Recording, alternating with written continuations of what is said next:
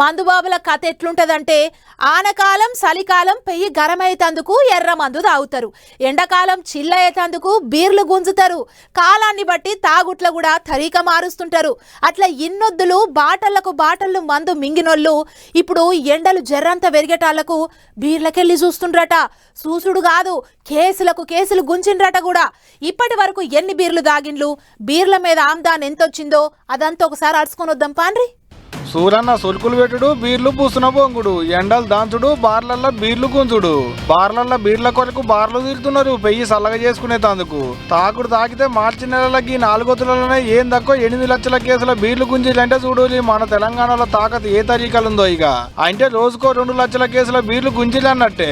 పోయినేడు మార్చి నెల మొత్తం కలిపి 31 లక్షల కేసుల బీర్లు తాగితే ఈ పారి 4 రోజులలోనే అందులో 4వ వంతు బీర్లు కథం పెట్టిలట మనోళ్ళు.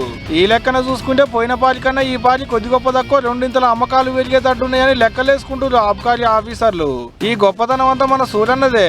సుర్రు అనుకుంటా సురుకులు పెడుతుంటే దూప అనుకుంటా వైన్స్ల మీద పడుతున్నారు మనోళ్ళు. చల్లడి బీర్లు గుంజితే ఒంటికి సలవని మనోళ్ళ ఆపోచన.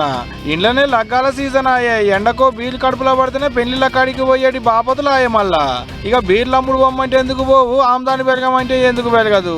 మామూలుగానైతే ఏడాదికో 450 కెంచి 500 లక్షల కేసుల బీర్లు తయారు చేస్తారు. కానీ ఈ ఏడు ఇంకో 15 కెంచి 20% వరకు కేసుల బీర్లు ఎక్కువ తయారు చేసేటట్టుంది అనేది ఆబ్కారీ ఆఫీసర్లు అంటున్న మాట. ఎగిట తాగేటోళ్ళు పెరుగుతున్నారు కాబట్టి బీర్లు తయారు చేసేటి కంపెనీలోళ్ళు కూడా అలసుగా అన్నారు. పోయినేడు కంటే ఏడు ఇగిన్ని ఎక్కువ కేసుల బీర్లు తయారు చేసేటి పనిలో పడ్డారు ఆల్రెడీ.